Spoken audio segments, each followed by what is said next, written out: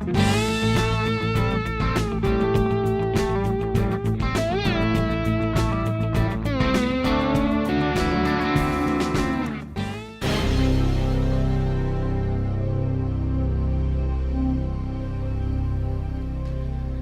I'm Tommy Ellison, and this is Senior Moments. I can't tell you what I had for breakfast this morning, but I remember every detail of that time I came this close to being suspended my senior year in high school, just 3 weeks before graduation. So stick around. This is proof that some things from a misspent youth just don't fade away. Let's go.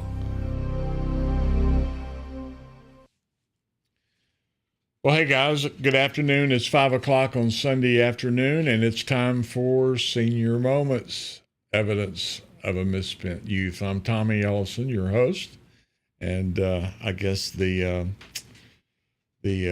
reason that I'm here is because these are my senior moments and things that I'm not sure I'm glad to relive them, but in some cases they do bring back a lot of old memories, and today is no exception. Name of this episode, this is episode number 22, by the way, and it's called She Never Saw It Coming, and Neither Did I. This is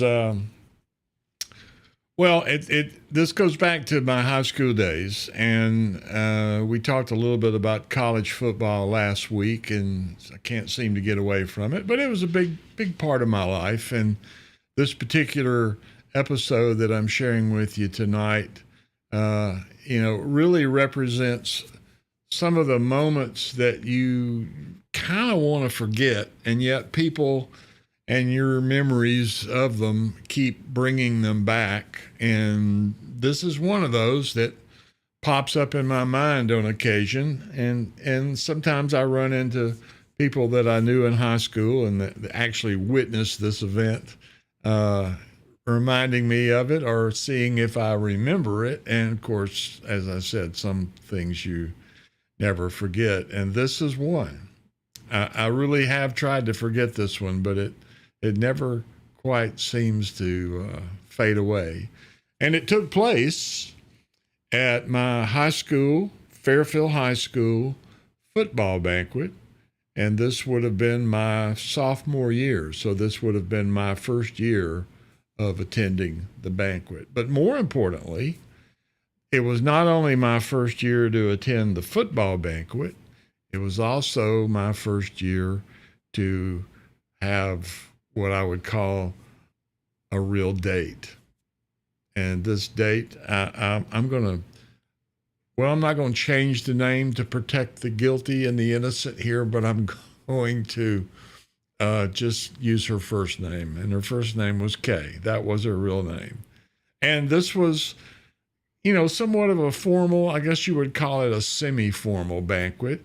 And, I was wearing a coat and tie and dressed up like I was going to mass at that time. And she was wearing this semi-formal dress. And if I recall, I think her mother made it for her. I'm not sure. If she could probably answer that question better if she would live up to recalling this memory. But it was a somewhat semi-formal. I don't know how to explain this other than to say that it was kind of like shoulderless. Is that the right word for it, ladies? And it was cut rather low, on her shoulders, modestly, of course.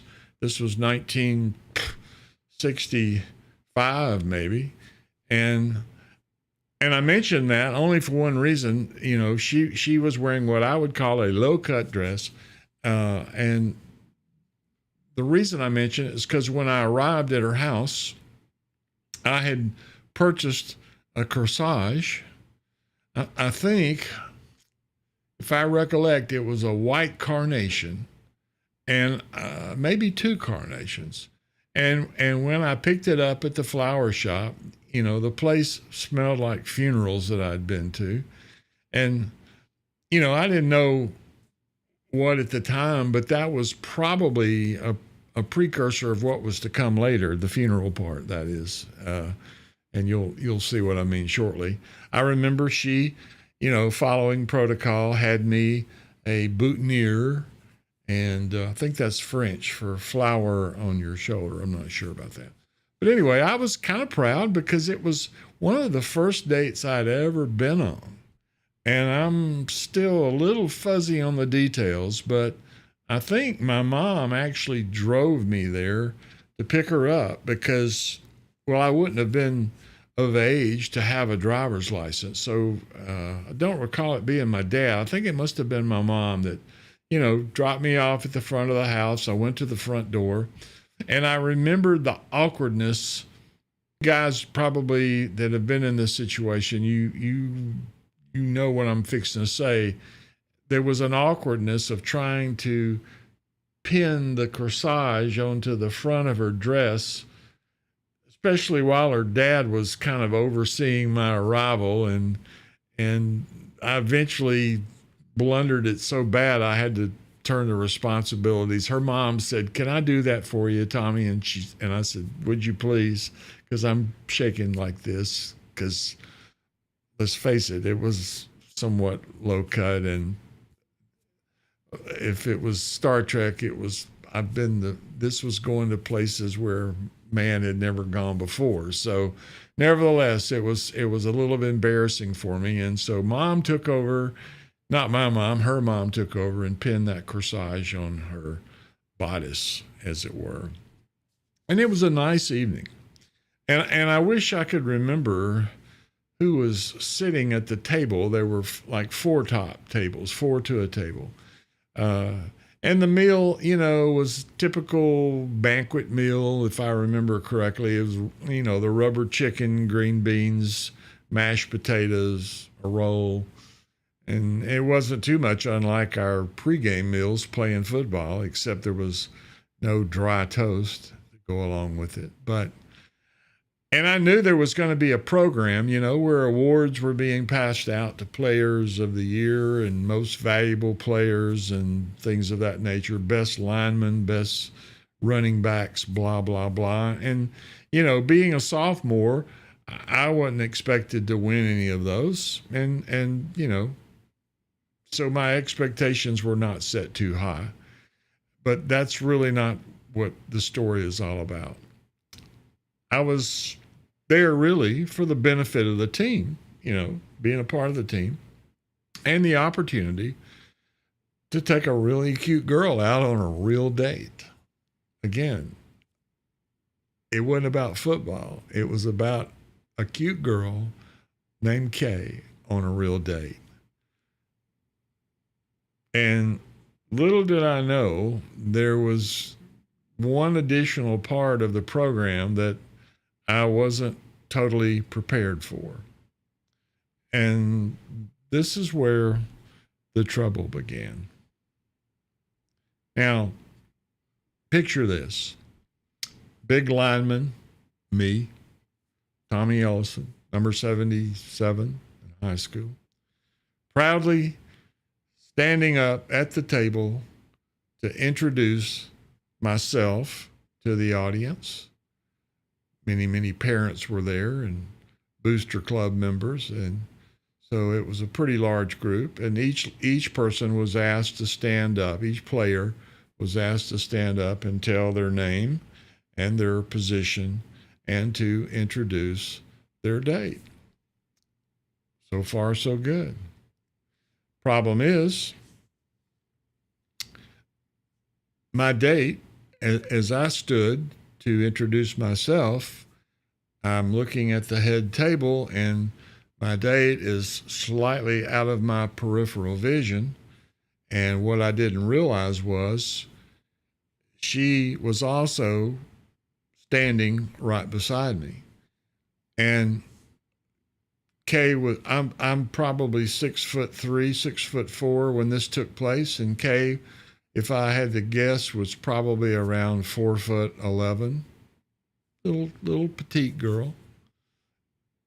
And so when I swung my big arm around to the right to show everybody who she was, and more or less point her out, even though she was standing there beside me, well, I'll show you what happened. It was like wham. I caught her right in the chest. And the next thing I know, she's, flying backwards, right back into her chair. And you can imagine the response of the room. Well, you can imagine my response, but the response of the room, everybody saw it happen.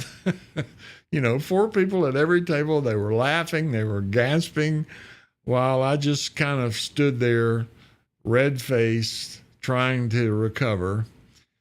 And I made sure she was okay, and I took my seat. Now, Coach Harold Red Lutz, great coach, was sitting at the head table, and of course, sitting up high on the dais, he saw it all happen. And just like a commentator in the press box, he just had to add his commentary. He said, "Wow, Ellison, that's the best lick you've hit all year." It was a Banquet blunder that I really never lived down. The others that witnessed it might have forgotten it, but I certainly haven't. And years later, well, it qualifies for a perfect senior moment. Have you ever had an awkward introduction at a banquet fail or just a funny high school memory? Drop it in the comment. I would love to see it and hear about it, because I know they're there. I remember a few from friends of mine. But I'll close this episode of Senior Moments with these words of observation. Sometimes the biggest fumbles happen off the field. Write that down. Sometimes the biggest fumbles happen off the field. Hey, listen, I've had a great week. I've been in Phoenix all week. I got the opportunity to see Turning Point's headquarters out in Phoenix at the meeting I was attending. Our meeting wasn't pertaining to Turning Point, but we were there adjacent to their office space. And of course, it was very humbling and touching to see all of the evidence of the flowers and balloons and cards that were being placed in front of the building by followers of Charlie Kirk. And then yesterday, my church celebrated 20 years in the making. And I did a little DJ work, playing some music and making announcements during our community celebration. And then, of course, today was Sunday, and we celebrated again our 20 years of being one church. Our church at the Baptist Church at McAtoy are actually 3 older congregations from 20 years ago who came together to form one church there in the McCalla area. And that in itself is a miracle, that 3 groups of Baptists could get along with each other. But it happened, and it's still working great. So anyway, I hope you have a great week. I wish you a good night. And be sure to stay for a minute to catch this guy coming up. He's got some great advice for you, and I suggest you listen carefully and follow his instruction if you would.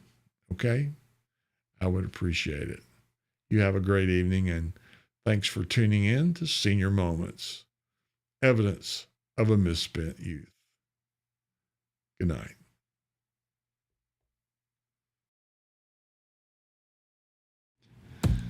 Well, hey, thanks for spending a few minutes with me on Senior Moments. If you enjoyed the ride, be sure and tap that like button, subscribe to the channel, and hit the bell so you don't miss the next one. I'll be back soon with more stories from a misspent youth, and maybe some of yours too.